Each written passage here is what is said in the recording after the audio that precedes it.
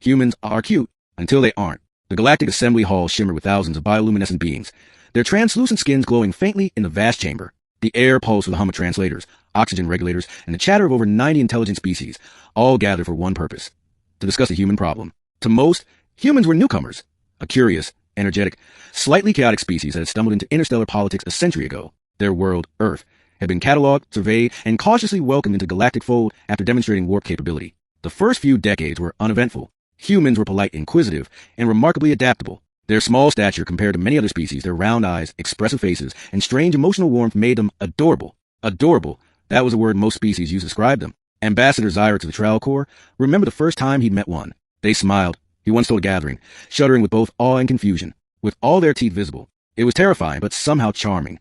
Since then, humanity had become the galaxy's favorite novelty. Their music filled alien taverns, their food spread like wildfire across trade routes, and their stories, filled with impossible courage and tragic beauty. Fascinated species had forgotten what struggle felt like. But there was another side to the humans, a side whispered about in old military archives, in restricted systems, in war zones that no longer existed. That side was what the Assembly was about to face. Part 1. The Council's Mistake. Ambassador Mirtha of the Hetheri clicked her mandibles as she addressed the gathered counselors. "We've all seen the reports," she said. "The human colonies in the Lorne Expanse are expanding far beyond the treaty zones. They've ignored 3 warnings and are now mining resources from Sacred Trial Corps territory. If they will not listen, then perhaps it's time we enforce order." Murmurs rippled through the chamber. Enforcement, that meant war. Ambassador Xyrix raised a clawed hand. "With respect, the humans are stubborn, yes, but they're not aggressive unless provoked. We should." "They are adorable, Xyrix," hissed Mirtha, cutting him off, "but too confident. They think we won't strike, because we find them quaint. It's time we remind them who governs this galaxy."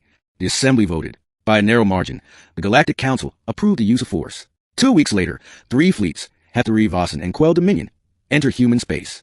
Their ships were massive, shimmering constructs of alien engineering, each carrying weapons capable of vaporizing continents. The objective was simple: seize the human colonies, capture leadership, and display control. The humans barely responded at first. No grand fleet, no retaliation, only a calm broadcast that repeated on all frequencies: "We are requesting dialogue. Please stand down. This is a misunderstanding." The message looped endlessly. When the alien fleets refused, the humans simply went silent. Then the lights on the alien ships began to flicker. Part 2. The Silence Before the Storm. Captain Relek of the Hetheri flagship Dreadalon peered out at the void. Human ships floated nearby. Unarmed transports, small cargo freighters, harmless. No visible weapons. "Scan them," he ordered. "Already did, Captain," replied his center officer. "No weapons detected. Their systems are minimal, old tech." Relek sneered. "Then why do they look so calm?" Within minutes, the human ships powered down completely, as if surrendering. Relek laughed. "They're surrendering before the first shot." He didn't notice the faint shimmer around the cargo freighters, a distortion of space barely detectable. The first explosion tore through his flank ships. A blinding burst of plasma vaporized 2 cruisers instantly. Relek roared, spinning toward his console. "Return fire, now!" But there was nothing to fire at. The freighters had vanished. A cold voice came through the comms, translated into perfect Hetheri clicks. "This is Captain Mardlan of the Terran Defense Fleet. You entered restricted space. Leave immediately." Relek spat. "Your transports are destroyed. You have no..." But then hundreds of new contacts appeared on the radar. Stealth signatures materialized from the void. Human warships, sleek, black, silent, surrounded them like predators in the dark. The Dreadalon sensors glitched again. Human ships were emitting interference fields, crippling Hetheri systems. "Impossible," muttered Relek. "They were supposed to be primitive." He was wrong. The first counterattack lasted only 10 minutes. When it ended, 3 entire fleets had been erased. Part 3. The Predator revealed. When the survivors were rescued days later, their minds were fractured. They spoke of human ships that didn't register on sensors, of soldiers in void-black armor boarding ships without warning, and of screams that never reached the comms. The humans didn't just fight, they hunted. The Galactic Council called for an emergency session. Ambassador Mirtha demanded retribution, but Ambassador Xyrix refused. "You don't understand," Xyrix said. "The humans didn't annihilate you out of hatred. They warned you. You ignored them." Mirtha hissed. "You call that warning? They butchered our fleets." Xyrix's glow dimmed. "Because you made them afraid." That word, afraid, rippled through the chamber. Fear, in human biology, triggered something ancient. A creature cornered by fear fought with every ounce of fury it possessed. The Council had awakened that instinct. And now, they realized something horrifying. Humans didn't start wars. They ended them. Part 4, Earth's Message. Across the galaxy, human diplomats withdrew. Trade halted. Their colonies darkened. No transmissions were received except one. A live feed appeared before the Galactic Council.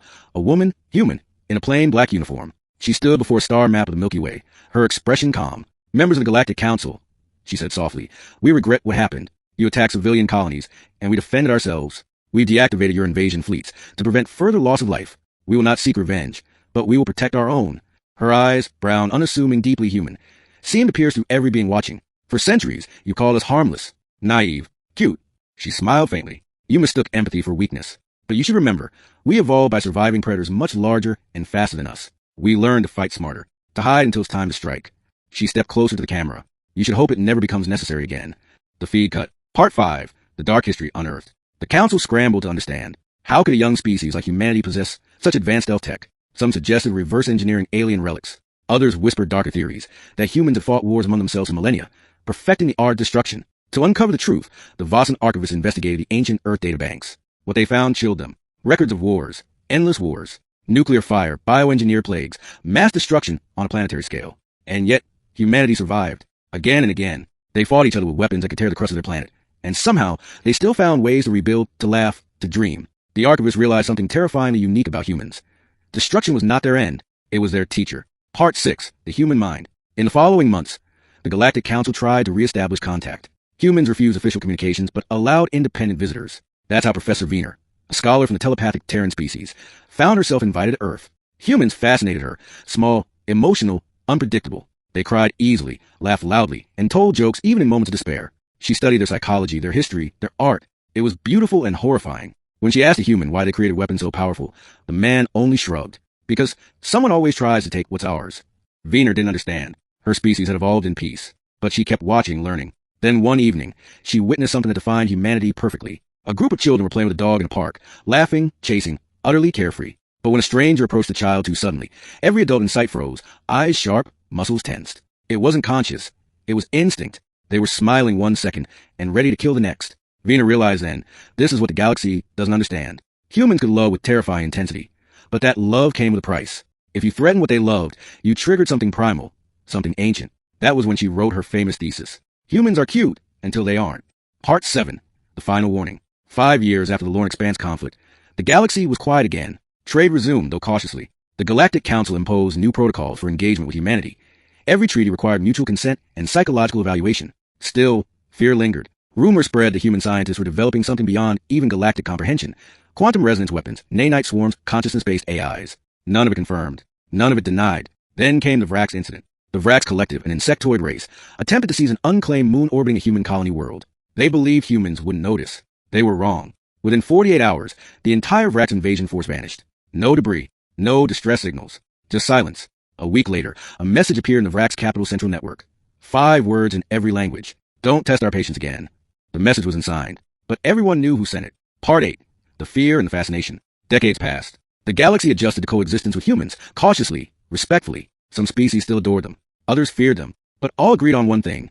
You never, ever cornered a human. Despite their fearsome reputation, humans continued to act as explorers, diplomats, and artists. They helped rebuild shattered worlds, share medicine, and taught species how to adapt emotionally. They were paradoxes, the galaxy's most compassionate saviors and its most dangerous predators. Ambassador Xyrix, now old and fading, once visited Earth for the last time. Standing beneath their blue sky, he whispered to his aide, "They are the galaxy's paradox.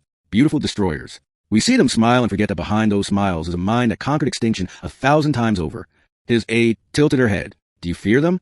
Xyrix smiled sadly. "Fear? No. Respect. And perhaps admiration."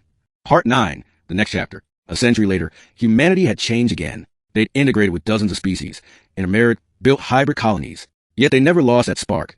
The fierce protectiveness, the boundless curiosity, the unpredictable rage when provoked. When a new extragalactic threat, the Voidborn, entered the galaxy, devouring entire systems, the Council hesitated. They remembered the humans. They wondered if they would intervene. The answer came without a vote.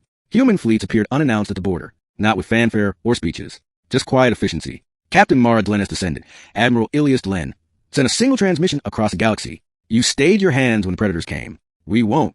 The galaxy watched as human warships plunged into the dark. The Voidborn, entities that consumed worlds for eons, finally met a species that fought not for conquest, not for dominance, but for survival. And survival was something humanity understood better than anyone. Epilogue, the legacy. Centuries later, the story of a human became legend. Young alien children learned about them in schools. The species that smiled, sang, and built wonders, but who could become monsters when cornered. Their lullabies carried warnings disguised as admiration. Never poke the human when it smiles. On distant worlds, statues of human explorers stood beside alien heroes.